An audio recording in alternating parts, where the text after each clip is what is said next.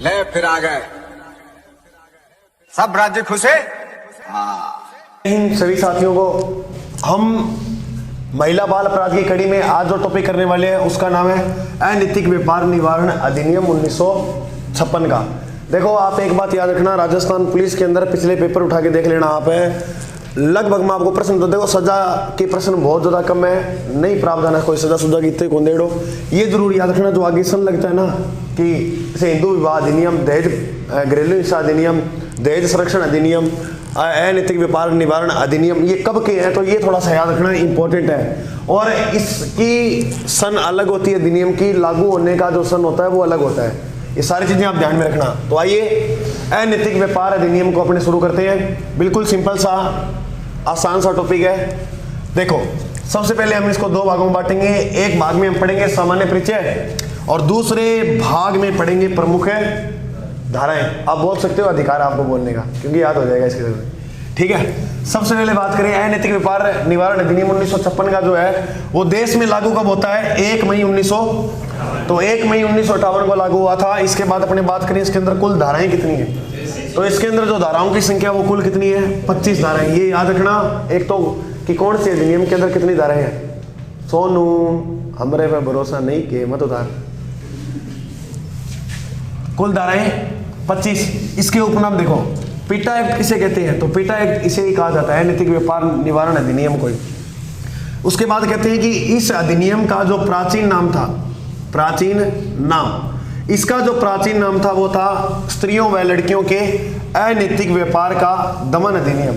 अब ये नाम हटाया गया क्या गुरुजी? ये नाम हटाया क्यों गया था? ये नाम इसलिए हटाया गया क्योंकि जरूरी नहीं है कि अनैतिक जो व्यापार है वो स्त्रियों और लड़कियों का किया जाए, लेकिन ज्यादातर ये होता है, लेकिन जरूरी नहीं है, इसमें पुरुष भी हो सकता है। तो कोई भी यानी व्यक्ति शब्द लिखेंगे तो मेरे हिसाब से यहाँ परिभाषा अच्छी बनेगी, इसलिए ये नाम जो वो हटा दिया। वर्तमान में जो नाम रखा है वो अनैतिक व्यापार निवारण अधिनियम रखा है। इसके बाद अपने बात करें कि इसके अंदर जो संशोधन किया गया था वो कब किया गया, तो इसमें जो संशोधन किया है वो कब है? 1986 के अंदर। ये संशोधन के बाद कब लागू हुआ? अगर पूछे पीटा एक्ट संशोधन के बाद कब लागू हुआ था, तो 26 जनवरी 1987। 26 जनवरी 1987 में ये लागू हुआ। अब मैंने एक बात बताई थी, इसके अंदर कुल धाराएं कितनी है? 25 धाराओं को पढ़ते हैं, बिल्कुल सिंपल और आसान है। सबसे पहले 1 और 2 को देखते हैं। देखो कोई भी चीज हो पहली में वही लिखा होगा कि किस तरह से लागू किया जाए, क्या प्रक्रिया होनी चाहिए, क्या नियम है इसके। तो याद रखोगे पहली में लागू होने की जो प्रक्रिया है अनैतिक व्यापार निवारण अधिनियम की, वो किस धारा में है? आपके एग्जाम में कोई भी प्रश्न आ जाए, कोई भी अधिनियम पूछे, अगर उसमें आपसे पूछता कि धारा 1 में क्या है, आप आंख बंद करके कर देना कि लागू होने की प्रक्रिया, लगभग यही आता है। बात करते हैं परिभाषा। परिभाषा 2 धाराओं में मिलेगी, या तो तीसरी में मिलेगी या दूसरी में मिलेगी, तो इन दोनों के आसपास रहना और ऑप्शन देख लेना किस हिसाब से। मान लो कई बार ऑप्शन ये करते हैं, जी हाँ दे दियो धारा 2, 5, 8, 9, तो आप श्योर से आराम से कर दोगे ऐसे प्रश्नों को कि धारा 2 में इसकी क्या लिखा हुआ है? परिभाषा। अब देखना आपके सामने इस परिभाषा में इन्होंने प्रावधान इन 4 शब्दों का किया है कि इन 4 शब्दों में कहीं भी जो अपराध हुआ होगा तो धारा 2 की तहत सजा मिलेगी। अब आपने एक नाम सुना होगा वेश्याग्रह। वेश्याग्रह क्या होता है? वेश्याग्रह 2 या 2 से अधिक 2 से अधिक महिलाओं को रखकर परस्पर यहाँ कोई कार्यरत करवाया जाए तो उसको किस श्रेणी में माना जाएगा? वेश्याग्रह। याद रखना संख्या कितनी होनी चाहिए? या 2 होनी चाहिए या 2 से अधिक होना चाहिए, 2 से कम नहीं होना चाहिए। जैसे 1 होगा तो उसके लिए वेश्याग्रह नहीं माना जाएगा वो। इसके बाद अपने बात करते हैं बालक किसे कहते हैं। सुनिएगा, बालक जो होता है 16 वर्ष से कम आयु का जो व्यक्ति होता है उसे किस श्रेणी में रखा गया है? बालक। रहा बालक, बोलना नहीं बालक। तो बालक अपने कहते हैं ना कि बालक 18 वर्ष से कम आयु का नहीं, बालक जो होता है वो कितने वर्ष से कम आयु का होता है? 16। ये परिभाषा याद रखना, बालक 16 वर्ष से कम आयु का। अगर पूछे अवयस्क, एक देखो एक नाम आएगा वयस्क, एक आएगा अवयस्क। वयस्क क्या होता है? अवयस्क। वयस्क वो होता है जो व्यक्ति 18 वर्ष आयु पूरी कर चुका हो, यानी 18 वर्ष की आयु से अधिक का व्यक्ति क्या कहलाता है? वयस्क। अब 18 वर्ष से कम की आयु का व्यक्ति क्या कहलाता है?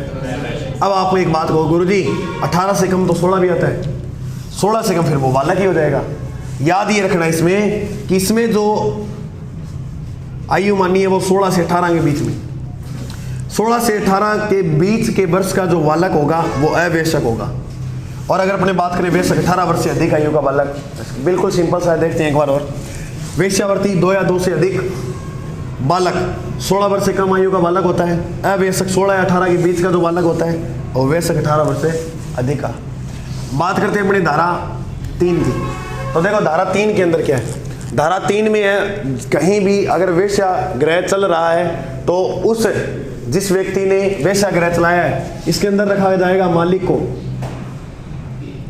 और यहां इसमें सम्मिलित किया जाएगा नौकर को, यहां दलाल भी शामिल होगा और प्रबंधक भी शामिल होगा। यानी अगर कहीं पर वेश्यागृह चलाया जा रहा है वहां पर ये इतने व्यक्ति मौजूद है और इनकी देखरेख में ये काम हो रहा है तो इनको कठिन सजा का प्रावधान है, बिल्कुल बहुत कठिन सजा है। सजा के साथ साथ जुर्माना भी भुगतना पड़ेगा। एक बात आप याद रखना कि मालिक गुरुजी क्यों रखा है। अब मेरी बात सुनो, कोई ग्रह है, उस ग्रह के अंदर वेश्यागृह काम चल रहा है।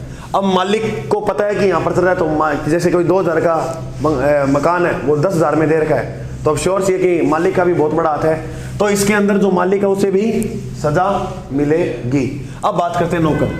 मान लो वहां पर कोई सफाई कर रहा है, उसे पता है कि यहाँ पर वेश्यावृत्ति का काम चल रहा है और वो शिकायत नहीं करता है, तो नौकर भी दंड का सहयोगी माना जाएगा। दलाल ग्राहकों को जो लेकर आए वो दलाल, वो भी दंड का सहयोगी माना जाएगा। प्रबंधक जो मैनेजमेंट करता है वो भी इस सजा का दोषी माना जाएगा। तो इनको सभी को जो दंड मिलेगा वो धारा 3 के तहत मिलेगा।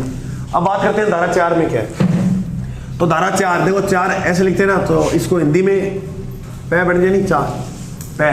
तो धारा 4 में पैसा कमाना। पैसा कैसे कमाना? वेश्यागृह के माध्यम से जीवन चलाना।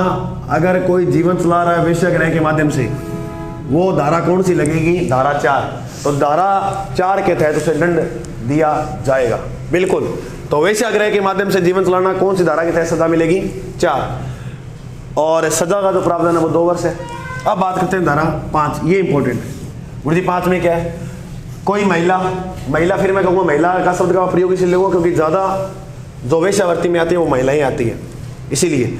लेकिन व्यक्तियों को एक स्थान से दूसरे स्थान ले जाना या महिला को एक स्थान से दूसरे स्थान ले जाना, उसको सजा का प्रावधान है धारा 5। कोई व्यक्ति है वो महिला को एक स्थान से लेकर वेश्यावृत्ति वाले या वेश्यागृह में लेकर जाएगा तो उसको सजा मिलेगी धारा 5 के तहत। वेश्यावृत्ति के लिए उपापत करना, यानी वेश्यावृत्ति के लिए किसी महिला को प्राप्त करना, वेश्यावृत्ति के लिए किसी महिला को खरीदना, उसके लिए जो सजा मिलेगी वो धारा 5 के तहत मिलेगी।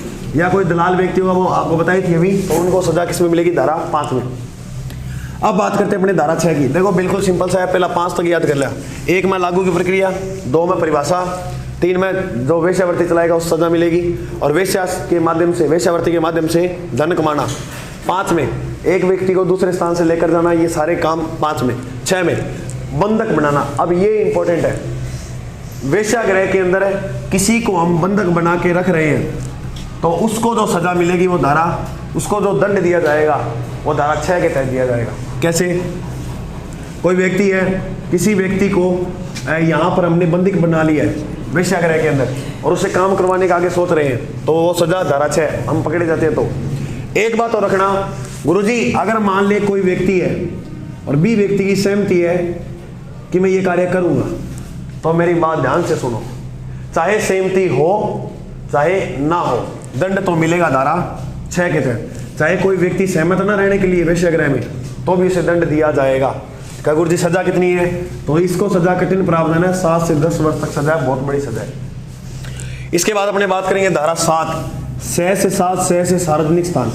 सार्वजनिक स्थान के अंदर इसने रखा है छात्रावास, पूजा स्थल, यानी कोई धर्म के स्थल जो हो गए, पार्क हो गया, शैक्षणिक संस्थान में मतलब है कॉलेज हो गया, स्कूल हो गया, कोचिंग सेंटर हो गए। अगर इनके पास कोई वेश्यागृह चलाया जा रहा है तो उसमें जो सजा दी जाएगी वो धारा 7 के तहत दी जाएगी। इस जटिल प्रक्रिया को आप समझना, थोड़ी सी जटिल प्रक्रिया है। गुरुजी कैसे? तो देखिएगा। अब क्या गुरुजी वेश्यागृह चलाया है, 8 तो लिख रहा है कि सजा जो दी जाएगी वो 3 महीने की दी जाएगी। 3 महीने की दी जाएगी। यानी कोई कोचिंग सेंटर के पास, कोई पूजा स्थल, धार्मिक स्थल के पास कोचिंग ये वेश्यागृह चला रहा है तो उसको जो सजा मिलेगी वो 3 महीने की। तो यही सजा ले लेंगे, ये तो नहीं लेंगे फिर वो लोग, बात ये नहीं है। एक ये तो अपराध कर ही रहा है वो वेश्यागृह वाला, यानी इसके अंदर तो सजा मिलेगी धारा 3 की। प्लस अगर वो इस तरह के आसपास से 200 मीटर के दायरे के अंदर, कितना मीटर याद रखना, 200 मीटर के दायरे के अंदर ऐसा काम कर रहा है तो प्लस 3 महीने और जोड़े जाएंगे। अब देख लो, इसकी सजा और इसकी सजा प्लस 3 महीने ये और जोड़ देंगे, फिर उसको सजा सुनाई जाएगी। इसके बाद बात करते हैं 8 के अंदर वेश्यावृत्ति के लिए लुभाना। वेश्यावृत्ति के लिए किसी को लुभावना, कुछ चीज देना, याचना से उसको प्रभावित करना। और कोई महिला है या कोई व्यक्ति है जो अंग प्रदर्शन करके किसी को अपनी ओर बुला रहा है तो उसको जो सजा मिलेगी वो धारा 8 के तहत दी जाएगी। अब ये जो सजा मिलेगी ये कितने महीने की मिलेगी, ये सजा 6 महीने की मिलेगी। अब कहो गुरु जी फिर वो वेश्यावृत्ति वाले काम कर रहा है उसको धारा 3 के तहत सजा मिलनी चाहिए। बिल्कुल वही बात है, धारा 3 प्लस जो इस तरह से लुभावने भी जो विज्ञापन वगैरह दे रहा है तो उसको धारा 8 का और सुमेलित करके 6 महीने जोड़ देंगे, 6 महीने एक्स्ट्रा सजा और काटनी पड़ेगी। तो धारा 8 में क्या है, वेश्यावृत्ति के लिए लुभाना, याचना देना और अंग प्रदर्शन करना, दंड जो दी जाएगी वो धारा 8 के तहत। धारा 9 से आप ऐसे रखना, नो गो का मतलब नहीं जाना। कहाँ नहीं जाना, तो देखो अपनी अभिरक्षा या देख रेख में कोई रह रहा है और वो वेश्यावृत्ति के लिए जाता है और उसे हम नहीं रोक दे तो उसको जो सजा मिलेगी वो धारा 9 के तहत दी जाएगी। तो गुरु जी से कैसे, अभिरक्षा के अंदर इसने शामिल किया है, कोई हॉस्टल है, कोई नारी निकेतन है, कोई स्कूल है, जहां भी कोई महिला जो व्यक्ति रह रहा है और उसको जिसके अंडर में रह रहा है और वो उसे जाने देता, रोकता नहीं है तो उसको सजा दी जाएगी धारा 9 के तहत। अब देखो ये जो धारा मैंने बताई थी कुल कितनी है, 25 धाराएं। 25 में से इंपॉर्टेंट पढ़ेंगे, सारी नहीं पढ़नी है। अब 9 के बाद सीधा आपको याद रखना धारा 13, सिंपल सी है। 13 मतलब 13 पुलिस यानी विशेष पुलिस अधिकारी की जो नियुक्ति है वो किस धारा के अंदर है, धारा 13 में। 13 की है, 13 पुलिस अधिकारी की नियुक्ति। तो 13 धारा के अंदर क्या दिया गया है, पुलिस अधिकारी की। साथियों आगे वाला जो भाग है अब वो धारा 14 में गुरुजी क्या, तो अपराधों का सह होना किसके अंदर, धारा 14 में। गुरुजी इसका मतलब क्या होता है, इसका मतलब ये होता है कि पुलिस वाला व्यक्ति बिना वारंट के आपको गिरफ्तार कर सकता है। बात समझ में आई है, हाँ गुरुजी आ गई। तो बिना वारंट की गिरफ्तारी तो 8 है, धारा 14 में। 15 में बिना वारंट की तलाशी भी ले सकता है, वो धारा 15 के अंदर है। धारा 15 में लिखित है कि बिना वारंट की आपकी तलाशी ले सकता है, घर की, आपकी, कहीं भी आपको पुलिस वालों को लगा कि यहाँ वेश्यावृत्ति का काम हो रहा है तो बिना वारंट के तलाशी ले सकता, कोई दिक्कत वाली बात कौन है। धारा 15। 16 में गुरुजी दोषी व्यक्ति को मजिस्ट्रेट के सामने पेश करना, इसका उल्लेख धारा 16 में। बिल्कुल आसान। धारा 18 बस इतनी पढ़नी है, 25 कुल धाराएं, 21 तक पढ़ लो, अलर्निंग हो जाए प्रश्न। 18 में वेश्यागृह को बंद करने के आदेश, धारा 18 के अंदर 18 में बंद, तो वेश्यागृह को बंद करने के आदेश 18 के अंदर है। अब याद के रखने हैं, बंद करने के आदेश क्यों देगी, पहली बात कि किसी सार्वजनिक क्षेत्र में ये काम हो रहा है, सार्वजनिक, और कोई शिकायत कर देता है कि यहां पर इस तरह से कार्य हो रहा है, तब बताया। सार्वजनिक क्षेत्र में आप सभी जानते हो क्या क्या आते हैं, मैंने दिखाया था शुरू में। सार्वजनिक क्षेत्र के 200 मीटर के दायरे के अंदर जो काम हो रहा है उसकी शिकायत कर देते हैं तो इसको धारा 18 के तहत बताया जाएगा कि आप यहाँ पर कोई अच्छा काम करो, अगर अच्छा का इस वेश्यागृह को एक अच्छे गृह में बदलो, तब बताते हैं वो जो उल्लेख दिया वो धारा 8 में, और इस वेश्यागृह को बंद करो। तो वेश्यागृह को बंद करने का जो आदेश है वो धारा 18 के अंदर है। गुरुजी 19 में, और 19 और 20, 19 से और 21 दोनों देखो, 19-21 इसमें संरक्षा गृह में रखने के लिए आवेदन कर सकता है और इसमें संरक्षा गृह सुधार संस्था स्थापित कर सकता है। इसमें रखने का आदेश है और इसमें स्थापित करने का आदेश है। बस सिंपल सा, आसान सा।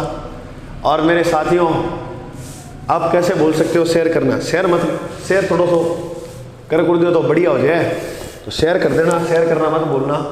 मिलते हैं अगले भाग में, तब तक के लिए मेरे देशवासियों को मेरा जय।